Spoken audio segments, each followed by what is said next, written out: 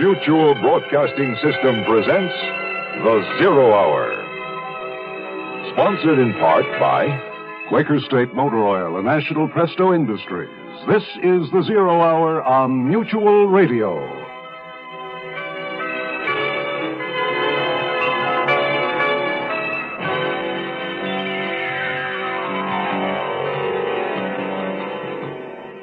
I'm Rod Sterling.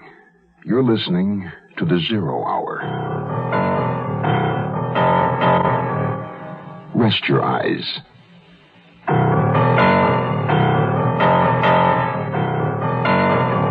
Exercise your imagination.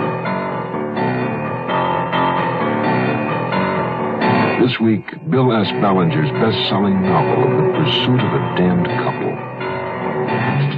The wife of the red-haired man. Starring Patty Duke-Aston,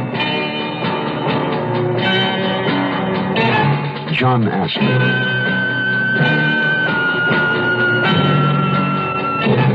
and Howard Duff.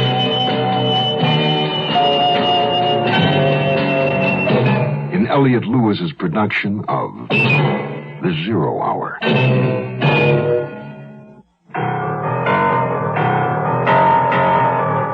This week's story draws its title from an ancient Irish poem. Here's the last verse. But the day of doom shall come, and the hills and harbors be rent. A mist shall fall on the sun, from the dark clouds heavily sent. The sea shall be dry, and the earth under mourning and ban. Then loud shall he cry for the wife of the red-haired man. It's the tale of the hunted and the hunter, the pursuer and the pursued, the stalking of life and death. Do you believe, as I do, that the hunter and his quarry build an empathy between them, a sympathy? As the chase builds toward the inevitable conclusion, is it possible that, subconsciously, they become aware of each other's moves, counter-moves, plans, even emotions? There are two individuals who will tell you that's so. The poet and the cop. Our story begins after this word. At 19, Jill Kinmont was one of America's top women skiers, till an accident on an icy slope left her paralyzed. Now, 17 years later, she's a teacher, a good teacher. I guess you can say I've overcome my handicap, but I couldn't have done it alone. I had family, friends, people who accepted me, believed in me, and helped me believe in myself. Yet there are millions of handicapped people in this country who aren't getting the acceptance they deserve because some people think that a handicapped person can't hold down a job, can't pay the rent, can't learn, can't be a human being. Well, unless you recognize that we are human beings with feelings, with skills, with a sense of responsibility, then you're adding a handicap we can't overcome. This public service message brought to you on behalf of the Department of Health, Education, and Welfare and the Advertising Council. Picture this. A windy, rainy November night in New York City. A man about 30. His most identifiable feature, a crest of flaming red hair, stands in a public telephone booth.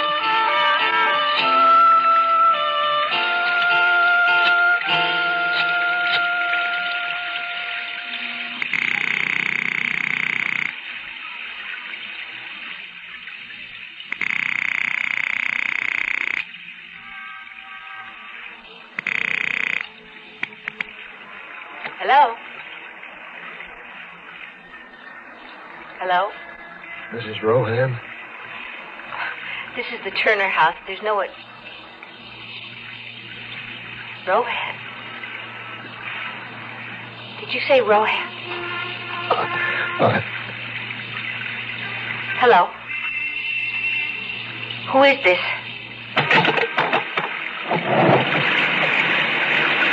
The red-haired man wears no raincoat. When he pulls up his jacket collar, we see a revolver stuck into his trousers.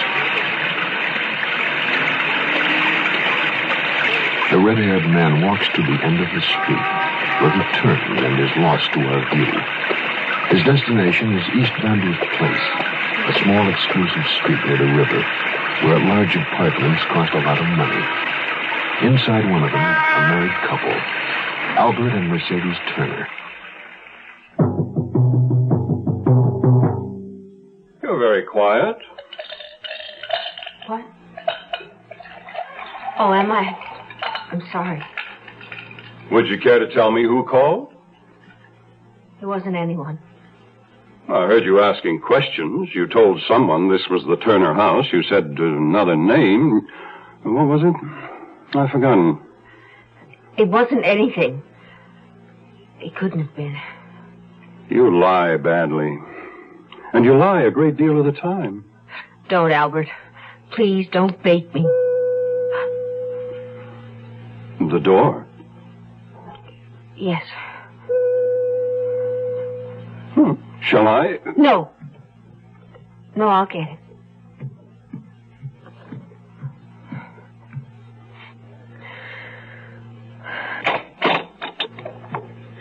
Hello, Mercy. Hugh. It is you. Oh, Hugh. Hugh. I tried to warn you. I called, but then I lost my nerve. I froze. Oh, Mercy. Mercy.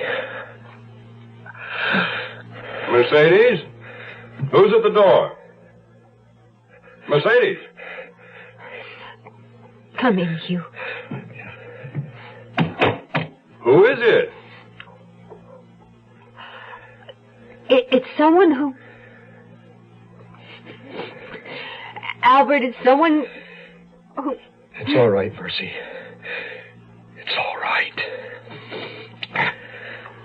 Well, if you're through kissing my wife, come in and let me get a look at you. Come in, darling. Come in. Well, introduce us, my dear. I'm Hugh Rohan. Am I supposed to know you? Mercy, didn't you... Hugh's my... I thought he'd been killed in Vietnam. Rohan. Oh, of course. That's the name you said on the phone. The last time I saw Mercy, she was my wife. Your wife? Mercedes, is that so? Yes. I was Hugh's wife. Long ago. Did you just forget to tell me, my dear? Slip your mind, did it? That you were already married when you jumped into my bed? Don't talk to her like... I wasn't married. I'd obtained an Enoch Arden decree. You divorced me? Well, then, at least you're not a bigamist. Whatever else you might be. Why, Mercy? Why did you do 7 years, Hugh. They said you were missing in action, presumed dead. I waited 7 years, darling. For a con. What? You waited 7 years for a convict. Missing in action? Don't make me laugh. Hugh, what does he mean? I mean he's a con. He has the stink of prison all over him. Haircut, prison-issue shoes. Unless he's anemic, he hasn't seen the sun all those 7 missing in action years. What's he talking about, Hugh? Put that phone down. Oh, my dear phony fellow, it's my duty as a public-spirited citizen to tell the police there's an escaped con in my living room. Put it down. If you come near me, I'll blow your head off. Put that gun away, Albert, please. Please, put the gun away. Operator.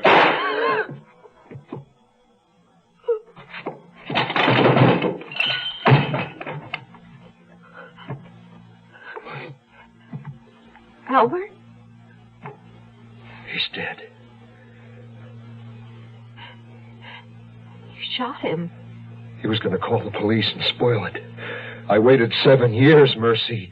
7 years. But he's dead. What will happen to us? I don't remember if I'd ever seen a dead body before. But Hugh faced the matter as though it were almost commonplace. He hung up the phone, which had fallen to the floor, and then closed Albert's eyes. He would have separated us again. I couldn't let him do that. Was it true? What he said about you? No. We can't stay here. And we'll leave. You take what you need, and we'll leave together. No. Not yet. What? I can't leave until tomorrow. We'll need money. Oh, yeah. All right. I'll stay with you until morning. No, you have to leave now while it's dark. Otherwise, someone might see you. But what about him? We'll put him in his room. The maid comes at 10 o'clock. We don't want her to find him right away. All right. Where do you want him? His bedroom.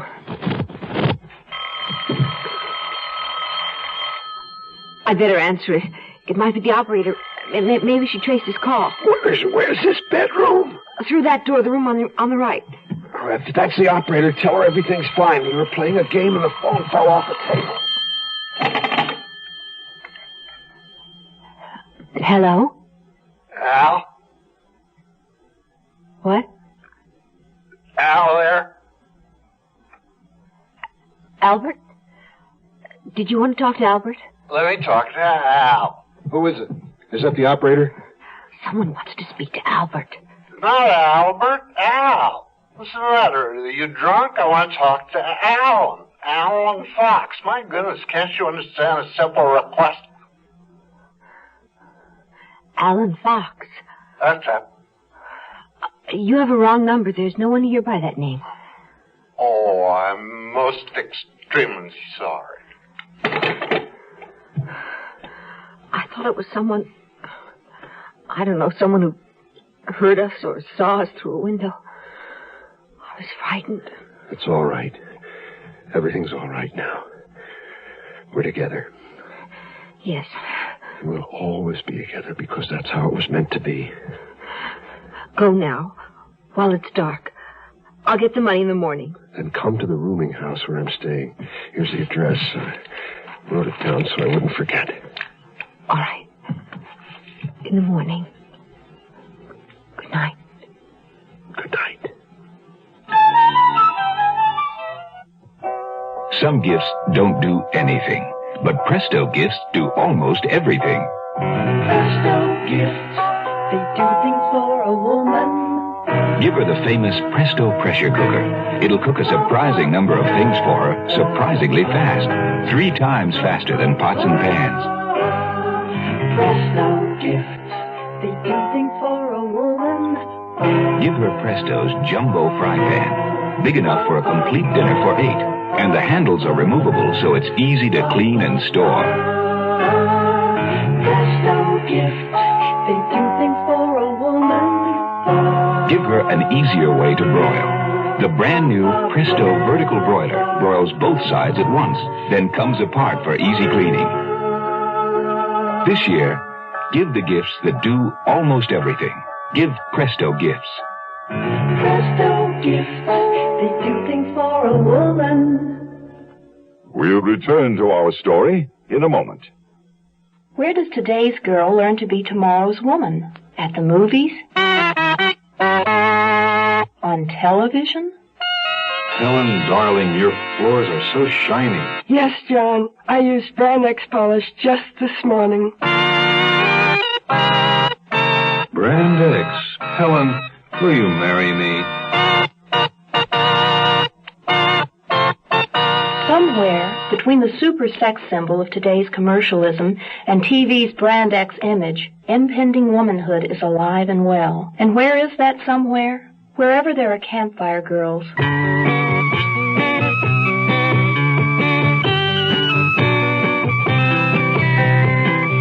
Campfire reaches the girl reaching out for tomorrow and puts a promise before her. The promise of personal development, of friends and fun.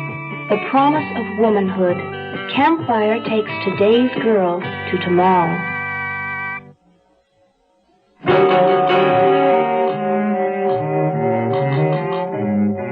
My name is Williams, detective 19th Precinct. Not every detective working on a murder in New York City belongs to the homicide squad.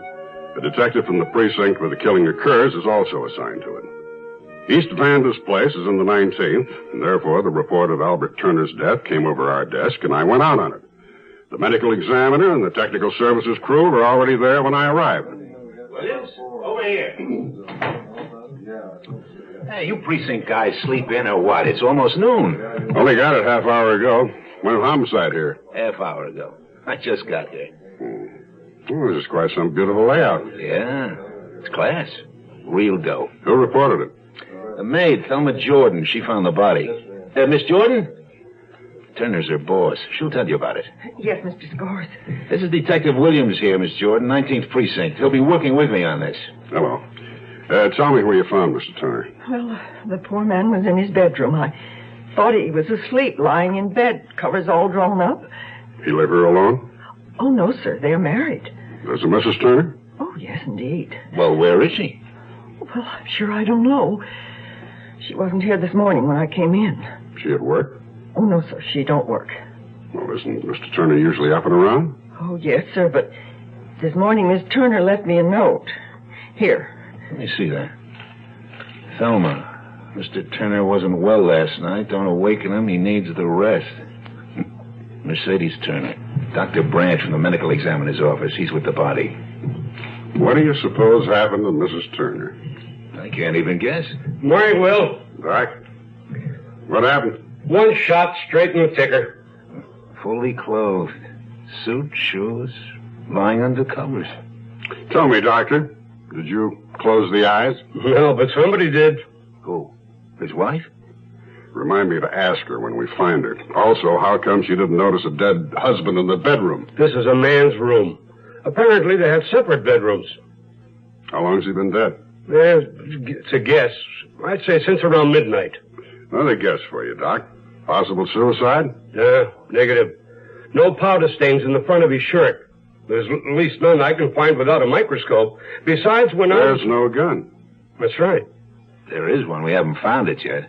Another thing, you'll notice that not much bleeding. Probably shot someplace else, then placed in the bed. Any idea where? Possibly. The technical boys found something in the living room. Oh? What? Possible bloodstain on the rug. They clipped the sample and they're going to check it. Near the bar by the phone. Yeah. Shot as he was calling someone? Maybe. You know, when I got here, this chair had been pulled up to cover that stain. The boys nearly missed it. Yeah. Oh, Miss Jordan? Yes? Listen, does Miss Turner have a book where she keeps phone numbers, stores, shops, beauty parlor, places where she might be this morning? Yeah, I'll get it. And would you check her things for us, see if anything's missing? Yeah, right away. Where do you suppose she is, Will? I don't know. Can't even guess.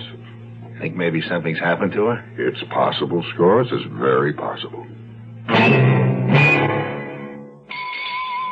Judy, do you remember what I told you about all that high-speed turnpike driving you're doing now and all that power equipment on your new car? Yes, Caleb? About how they can make your engine so hot that the oil thins down so it may not protect your engine? Yes, Caleb. Now, how do you tell if your oil's too hot? Just watch the temperature gauge. Nope. That just shows how hot the radiator fluid is. Oh, I know. When the oil's too hot, that little red light goes on. Nope. That just tells you the oil pressure's too low.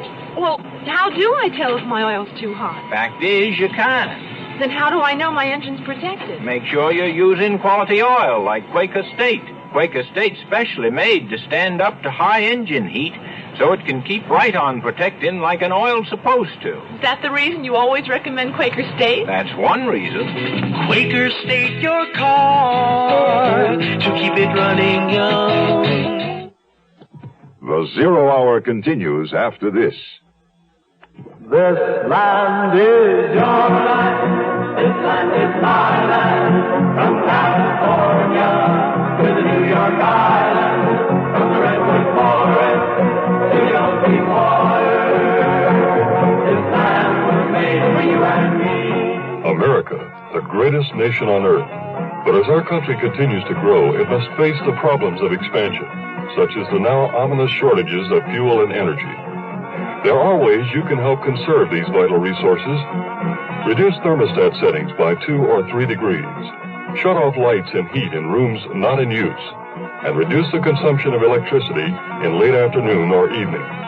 Remember, in conserving fuel and energy, you help yourself and your community. This land was made for you and me.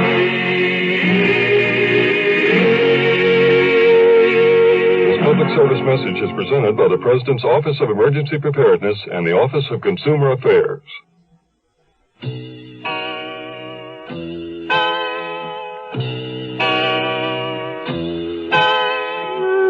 It happened so suddenly. All of it. Hugh returned from the dead, holding me in his arms. Suddenly we were young again, and innocent. Then Albert began saying those terrible, threatening things. Of course Hugh had shot him. If I'd had a gun, I would have too. Hugh killed him for me, really. Now we had to get away. I couldn't sleep that night, alone in the apartment with Albert's body. In the morning, I gathered some clothes, including my fur coat, left a note for Thelma Jordan, the maid, and hurried to the bank. Mrs. Turner, good morning. How nice to see you. Good morning, Mr. Forrest. How may we serve you? Is Mr. Turner feeling well? Oh, yes, thank you. Would you cash this check for me? Yes, certainly. $4,500. Are you closing your account? Oh, I wouldn't dream of it. No. If you promise you won't tell Albert. Not a word. Well, I'm being terribly extravagant. I simply can't resist a lovely new car, and I promise to pay the difference in cash. And surprise Albert. Exactly. Of course. Oh, and while you're getting the cash, I promised Albert I'd bring him some papers he left in our safe deposit box. The money will be here when you get back. Thanks so much.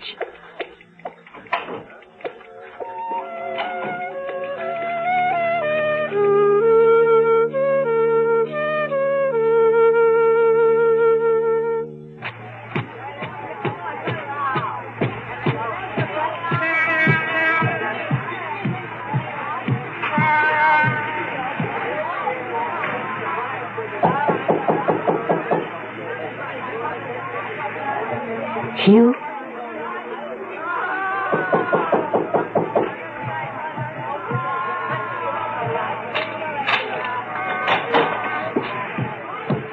Mercy? Oh, Mercy. Oh, Hugh. My love. Come in. Leave the bag where it is. Here, let me have your coat. Where have you been? I thought it's too good to be true. She's gone to the police. She's told them what happened. No, darling. I withdrew money from the bank and took my jewelry from the safe deposit box. Doesn't matter. You're here. That's all that's important. 7 years, Mercy.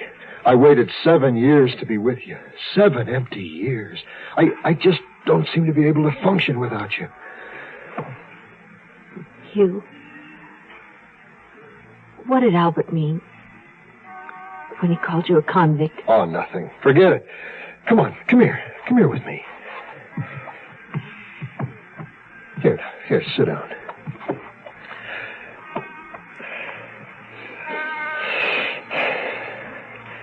Was it terrible?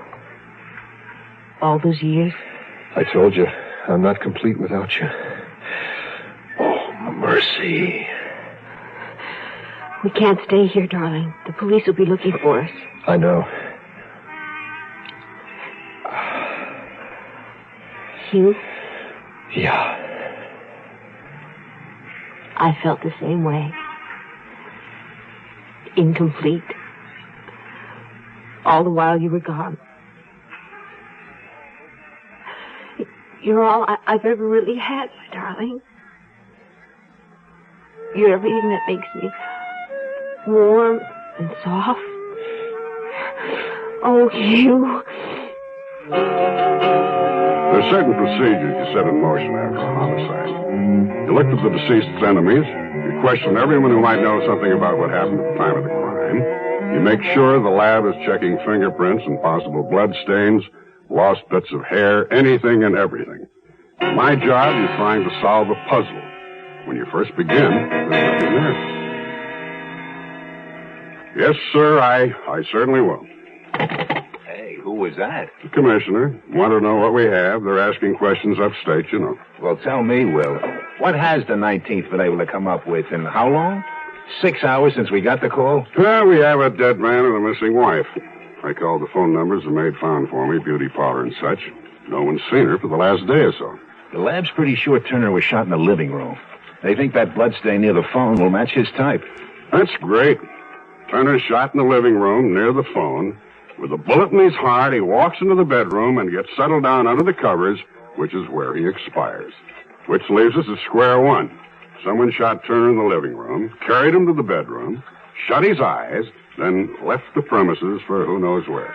That's someone being Mrs. Turner, huh? That's all we have at the moment. Well, maybe we got a little more, Will. What do you mean?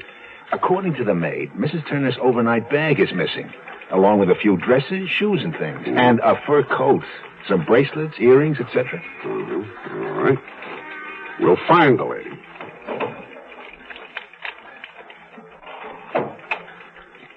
Mrs. Mercedes Turner. Last seen when? Last night? Yeah, as far as we know. Carrying an overnight bag. Wearing a fur coat. Let's see. Height. You got a picture of her? From the apartment, you mean? Yeah, from the apartment. Every dummy in the world has snapshots. Weddings, picnics, holidays, trips, whatever. Not this lady. What? We tore that place apart, Will. There is no picture of her. We're putting out on all points for Mercedes Turner, and we don't have the faintest idea what she looks like.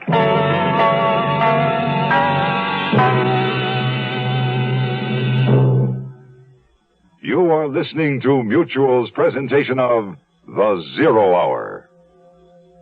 Even if someone served them a slice of beef, they couldn't bite into it.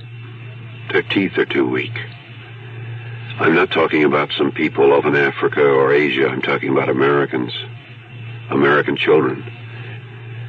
It's tragic how many thousands of them are in this country whose teeth will literally rot in their mouths because they'll never receive basic dental care. They may not even own a toothbrush. What hurts is that it takes so very little for any one of us to help them.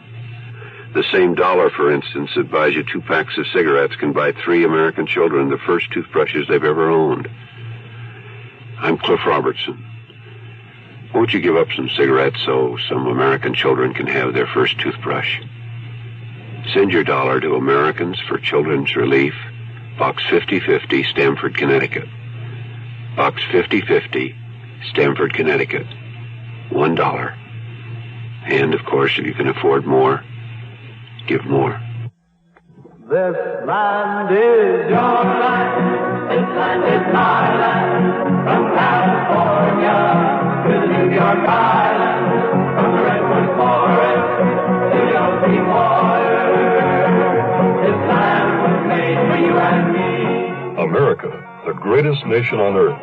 But as our country continues to grow, it must face the problems of expansion, such as the now ominous shortages of fuel and energy. There are ways you can help conserve these vital resources. Reduce thermostat settings by 2 or 3 degrees. Shut off lights and heat in rooms not in use. And reduce the consumption of electricity in late afternoon or evening. Remember, in conserving fuel and energy, you help yourself and your community. This land was made for you and me. This public service message is presented by the President's Office of Emergency Preparedness and the Office of Consumer Affairs. Tomorrow at this time, rest your eyes and listen here to this week's continuing study in suspense, The Wife of the Red-Haired Man. I'm Rod Serling.